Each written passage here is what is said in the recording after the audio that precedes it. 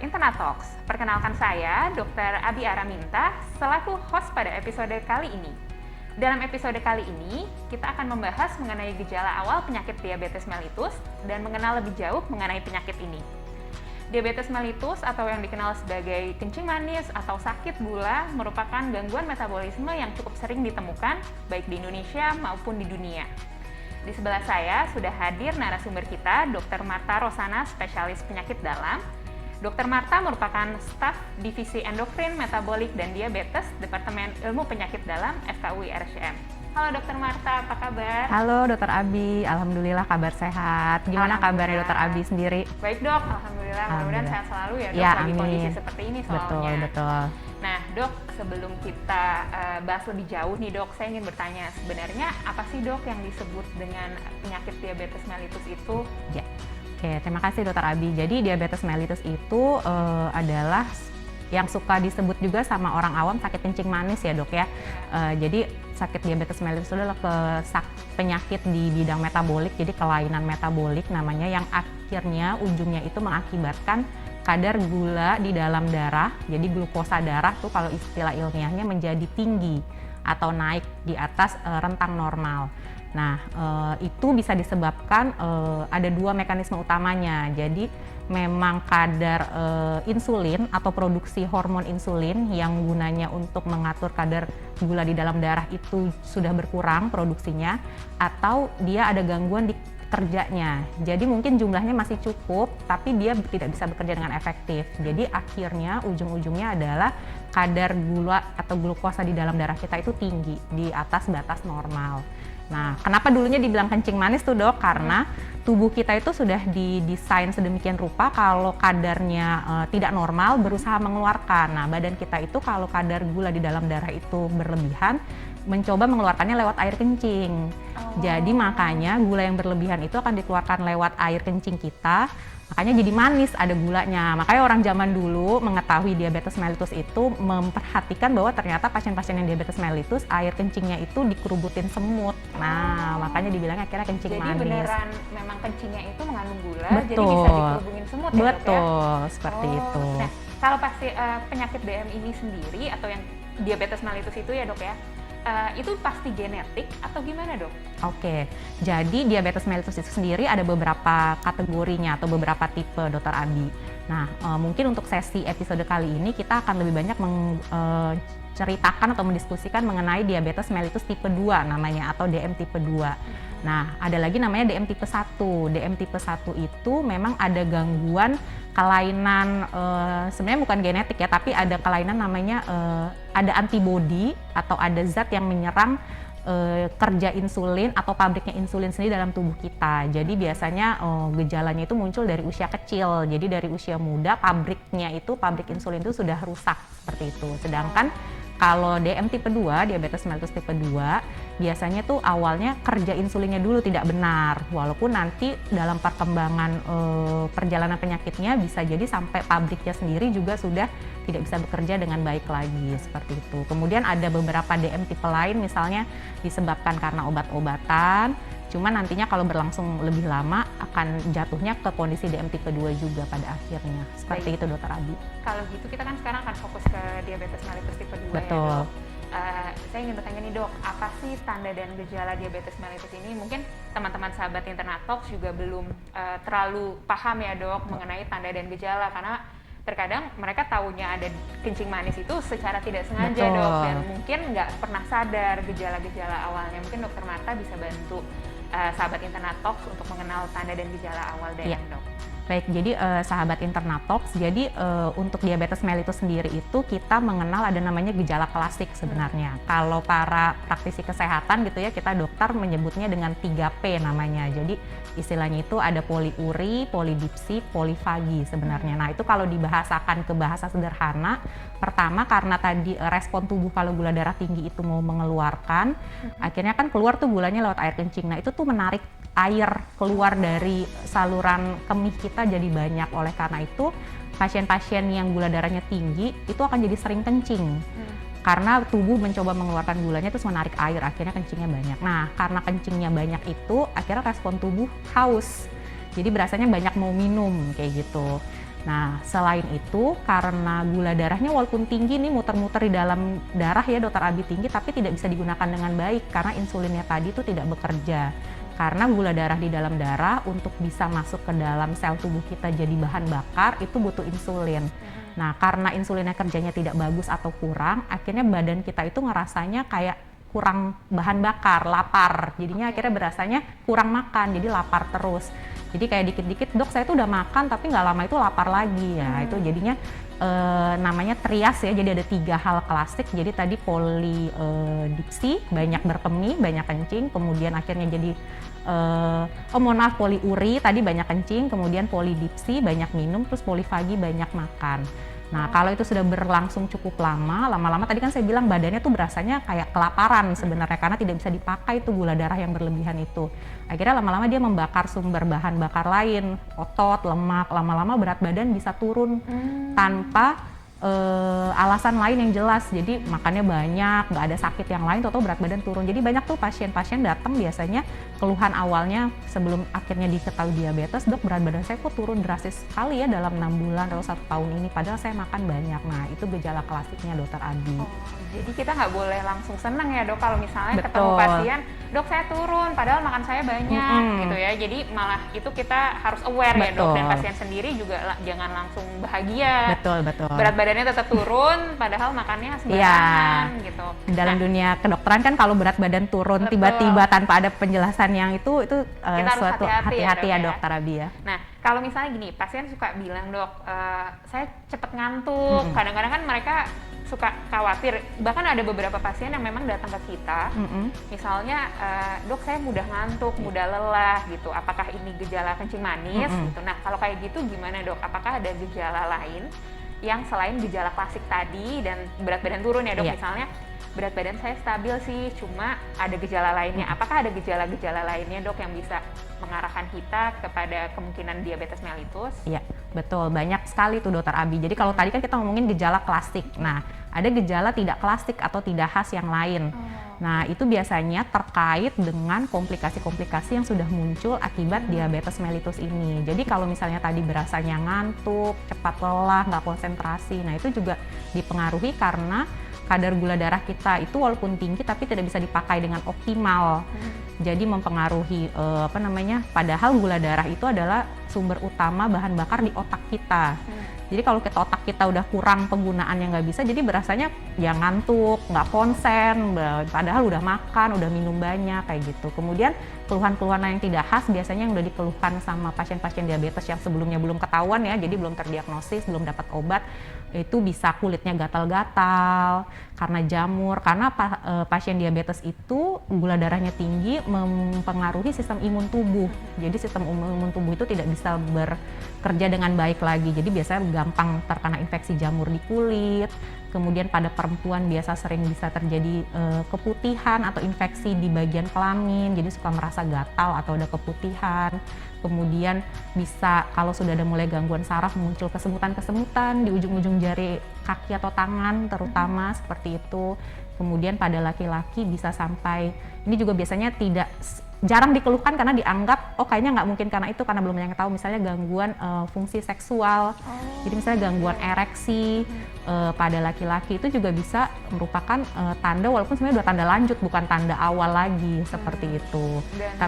Tapi karena sebenarnya kayak bukan gejala yang klasik banget ya dok ya? Bukan klasik ya, jadi bisa menyerupai banyak hal. Gatal-gatal kan bisa karena infeksi yang lain atau ada radang di kulit, kemudian kesemutan juga mungkin bisa ke penyebab yang lain. Tapi kalau misalnya setelah kita gali, wawancara ke pasiennya, ketemu ternyata digali-gali klasik yang lain ada, terus berkumpul jadi satu, nah itu kita harus mencurigai mungkin pasien ini sudah ada diabetes yang belum diketahui sebelumnya. Karena gejala klasik ini rentan untuk tidak disadari oleh pasien ya dok ya, karena gampang haus, gampang lapar dan mudah pipis tuh seperti gejala yang tidak terlalu mengganggu ya dok sebenarnya.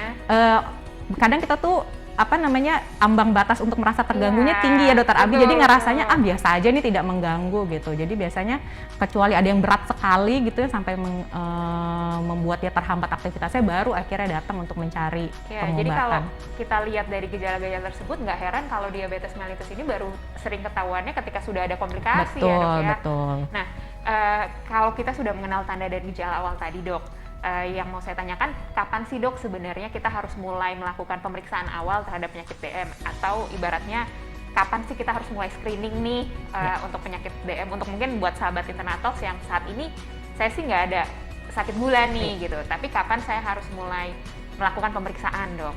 Baik.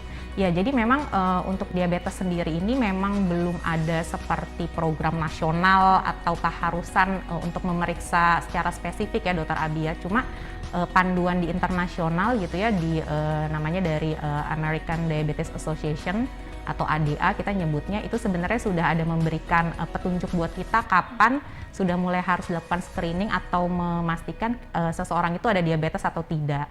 Nah, yang pertama, kelompok pertama adalah pasien yang memiliki berat badan berlebih sebenarnya. Jadi kalau mungkin sahabat sehat Internal Talks sudah pernah mendengar namanya indeks massa tubuh, nanti mungkin bisa sambil dicari bareng-bareng ya, indeks massa tubuh itu didapatkan perhitungan dari tinggi badan dan berat badan. Kalau kita pakai standar Indonesia 23 ke atas angkanya itu sudah masuk berat badan berlebih atau overweight. Nah, kalau kita sudah overweight lebih dari 23 untuk orang Indonesia, kemudian ditambah orang tua atau saudara kandung kita ada punya diabetes ya. Ini salah satu aja ya Dokter Abi, jadi berat badan berlebih ditambah salah satu dari ini, jadi orang tua kandung, jadi yang kandung ya, yang paling dekat orang tua kandung atau saudara kandung ada yang diabetes, kemudian pernah ada riwayat sakit jantung koroner atau riwayat penyumbatan pembuluh darah gitu ya. Kemudian ada darah tinggi atau hipertensi, atau ada kadar kolesterol HDL yang rendah, atau namanya kadar lemak darah trigliserida yang tinggi. Kemudian wanita yang punya sakit PCOS namanya polycystic ovarian syndrome. Kemudian biasanya gaya hidupnya sedentary atau tidak aktif, jadi hampir jarang beraktivitas fisik gitu ya. Nah, itu diharuskan untuk screening. Jadi segera periksa untuk memastikan dia diabetes mellitus atau tidak. Seperti itu. Nah, itu udah jelas ya. Jadi jalan masuknya adalah berat badan berlebih dulu. Jadi kalau udah ada berat badan berlebih ditambah salah satu kondisi yang tadi, itu udah mengharuskan kita sebenarnya untuk diperiksa kadar gula darahnya untuk menentukan diabetes atau tidak. Jadi risikonya kalau berat badan berlebih plus ada faktor genetik ya dok ya? Jadi ada riwayat diabetes di keluarga, terus ditambah ada namanya komponen darah tinggi, gangguan kolesterol seperti itu. Nah, itu kita harus periksa. Selain itu, kalau tidak ada itu semua, sebenarnya kalau di panduan luar negeri, kalau semua orang dewasa lebih dari 35 tahun itu juga disarankan untuk diperiksa. Paling tidak sekali dulu setelah itu. Ada ataupun tidak ada? Iya, ada atau tidak tidak ada berat badan berlebih ataupun yang lain, itu sebenarnya disarankan 35 tahun. Nah, tapi memang di kita belum diadopsi secara rutin gitu ya, sebagai suatu kebijakan. Jadi kembali lagi ke kondisi masing-masing. Cuma mungkin para sahabat sehat Internal Talks kalau sudah merasa, oh usia saya udah di atas 35 tahun nih dok, nggak ada salahnya untuk periksa, karena sebenarnya pemeriksaan nya pun sederhana sebenarnya, pemeriksaan darah seperti itu. Sebenarnya kalau misalnya apalagi sahabat Internal Talks nih, walaupun nggak ada gejala tapi ada faktor risiko ya dok ya, dan faktor risikonya itu nggak harus kencing manis, tapi penyakit jantung, terus misalnya ada penyumbatan pembuluh darah tinggi ataupun kolesterol tadi, harus segera memeriksakan ya dok. Nah, pertanyaan selanjutnya, apa yang diperiksakan dok? Kan kadang-kadang pasien ini suka datang ke lab sendiri nih dok, sebelum konsultasi ke dokter, karena mereka merasa dirinya nggak ada keluhan. Apa sih yang sebaiknya mereka lakukan pemeriksaan? Karena terkadang jatuhnya tidak sesuai nih dok, ketika mereka datang ke kita labnya masih kurang ternyata. Nah, dari dokter Marta ada saran nggak dok apa yang harus Jadi sebenarnya pemeriksaan yang digunakan adalah pemeriksaan yang memang kita gunakan untuk mendiagnosis diabetes mellitus. Jadi sebenarnya ada dua macam, jadi pemeriksaan kadar gula darah dan pemeriksaan namanya HbA1c. Mungkin nanti sahabat sehat Internal Talks nanti bisa sambil sama-sama mempelajari juga, maksudnya cari tahu dikit-dikit apa sih HbA1c itu gitu. Nah, yang pertama yang paling mudah dan sederhana tapi kunci utama untuk penegakan diagnosis adalah pemeriksaan kadar gula darah. Jadi glukosa darah, kalau di formulir lab atau namanya nanti buat pemilihan milih apa gitu namanya glukosa darah. Nah, yang digunakan adalah glukosa darah puasa yang pertama, Dokter Abi. Jadi glukosa darah puasa itu adalah definisinya puasa itu tidak ada asupan kalori yang masuk ke dalam badan kita setidaknya 8 jam sebelum kita ambil darah, kayak gitu. Nah, jadi pasien suka nanya tuh, Dok, puasanya ini beneran kayak puasa, misalnya puasa ibadah atau puasa apa gitu ya, nggak boleh makan minum sama sekali. Nah, kalau minum air putih bening aja boleh, kayak karena gitu. Nggak ada kalorinya. Karena nggak ada kalorinya. Jadi sebenarnya yang dipuasakan itu adalah kalorinya. Cuma memang biar paling nyaman, biasanya kita sarankan pasien itu untuk periksanya pagi-pagi. Jadi cuma seperti dia belum makan pagi dulu aja, menunda puasanya makan paginya. gitu Iya, karena kan puasanya tidak makannya saat tidur malam. Kecuali abis begadang bangun nonton bola jam 2 pagi masih makan ngemil ya berarti 8 jamnya jam 10 pagi baru bisa periksa. Jadi seperti itu Dokter Abi. Nah, gula darah puasa. Kalau nanti hasil sudah dengan syarat yang terpenuhi, 8 jam belum masuk kalori, keluar hasil 126 ke atas, nah itu berarti sudah ada diabetes mellitus pasien tersebut. Jadi cukup dengan gula darah puasa, Dok? Betul. Atau HbA1c juga perlu sebagai tambahan? Selain gula darah puasa, kalau sudah gula darah puasanya sudah memenuhi, syaratnya sudah benar, itu sudah cukup sebenarnya. Oh, screeningnya cukup ya, Dok? Cukup seperti itu. Ya? Tapi kalau misalnya mau memastikan dengan HbA1c, misalnya atau ada periksa gitu, bisa juga digunakan. Ya, lebih baik ya, Dok ya? Kayak gitu. Itu titik potongnya adalah 6,5% hasilnya. Kalau sudah 6,5 ke atas itu diabetes. Cuma memang kalau HbA1c itu ada syaratnya juga Dokter Abi. Jadi harus terstandar, ada standar internasionalnya lab-labnya. Nah mungkin tidak semua lab terstandar itu. Jadi kita harus melihat-lihat juga diperiksakannya di mana. Cuma kalau ada ketidaksesuaian antara pemeriksaan HbA1c dan gula darah puasa, biasanya kita lebih memilih merefer hasil dari gula darah puasa. Gula darah puasa ya, Dok ya. Nah, yang selanjutnya nih, Dok, kalau misalnya banyak pasien juga, Dok saya suka ke apotek gitu, terus periksanya dari ujung jari, itu cukup dapat diandalkan nggak sih, Dok, hasilnya? Kadang-kadang kan pasien cuma mencatat, Dok saya cek di pinggir jari hasilnya segini gitu, tapi kok ketika saya cek di lab beda gitu. Nah itu gimana, Dok? Ya, jadi kalau misalnya untuk menegakkan diagnosis awal, biasanya kita memang harus menggunakan darah vena, Dokter Abi. Jadi memang yang diambil suntikan di tangan gitu ya, diambil pakai jarum suntik. Karena itu memang standar bakunya. Tapi pemeriksaan yang di ujung jari atau namanya kita pakai glukometer stick, itu juga sebenarnya standar, tapi memang lebih digunakan nanti untuk pemantauan pasien. Jadi misalnya pasiennya sudah tegak nih diagnosis DM, kita berikan tata laksana apapun bentuknya. Nah itu untuk evaluasi tetap bisa digunakan dengan valid. Bahkan, jadi untuk diagnosis sebenarnya tetap harus tetap kita ulang dengan pemeriksaan darah vena seperti itu. Nah sebelum kita tutup podcast kali ini nih, Dok, adakah pesan yang ingin Dokter Marta sampaikan untuk sahabat Internatox pada kali ini, Dok? Ya baik. Para sahabat Internatox yang kami harapkan selalu sehat selalu. Jadi diabetes mellitus ini sebenarnya masalah yang sangat besar di Indonesia bahkan di dunia. Jadi tadi nambahin ya Dokter Abi ya sedikit ya. Jadi tahun ini Indonesia itu naik peringkat di daftar negara dengan penyandang DM tertinggi di dunia. Jadi sampai tahun lalu kita masih peringkat 7 di dunia. Nah tahun ini, jadi ini bukan suatu yang membanggakan sebenarnya naik peringkatnya, tapi yang menyedihkan karena kita naik ke peringkat 5 kayak gitu. Jadi diperkirakan ada sekitar 30 juta orang di Indonesia yang memiliki diabetes mellitus saat ini, dan masih sekitar 10 jutaan yang belum terdiagnosis kayak gitu. Nah, jadi oleh karena itu kalau misalnya sahabat Internatox memiliki gejala klasik yang tadi kita sebutkan, kita bicarakan, atau memiliki faktor resiko berat badan berlebih, kemudian riwayat-riwayat sakit lain yang berhubungan, sebaiknya luangkan waktu untuk memeriksa gula darah puasa saja yang paling sederhana dulu, atau paling tidak temui dokter terdekat yang ada di dekat rumah atau memang dokter keluarga seperti itu untuk diperiksakan. Nah nanti kalau misalnya sudah jelas masuk diabetes mellitus atau tidak, dari situ nanti akan ditata laksana lagi, dikelola lagi oleh dokter para sahabat sehat Internatox seperti itu. Nah, mungkin nanti kita bahas tata laksana selanjutnya di episode selanjutnya ya Dokter Abi ya, karena kalau bahas diabetes mellitus ini nggak selesai-selesai, panjang sekali. Panjang ya Dok betul, ya. Pembahasannya panjang sekali dari A sampai Z. Cukup menyedihkan juga ya Dok, kita naik peringkat ya Dok ya. Betul, dan kita belum ngomongin komplikasi ya Dokter Abi ya, komplikasinya juga kayak kereta dari A sampai Z banyak. Kita simpan buat episode selanjutnya ya Dok ya. Baik, terima kasih Dokter Marta atas Sama-sama, pemaparannya Dr. yang Abi. sangat jelas dan mudah dimengerti. Semoga podcast kali ini bermanfaat untuk sahabat Internet Talks. Terima kasih atas perhatian sahabat sehat. Untuk episode kali ini, jangan lupa like, subscribe, dan share podcast Internet Talks untuk informasi kesehatan lainnya. Salam sehat dan sampai jumpa pada episode berikutnya. Sampai jumpa, terima kasih. Terima kasih Dokter Abi. Terima kasih Dokter Marta.